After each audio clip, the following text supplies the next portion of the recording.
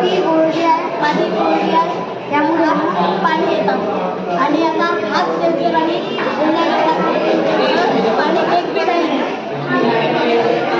ह्या जमिनीला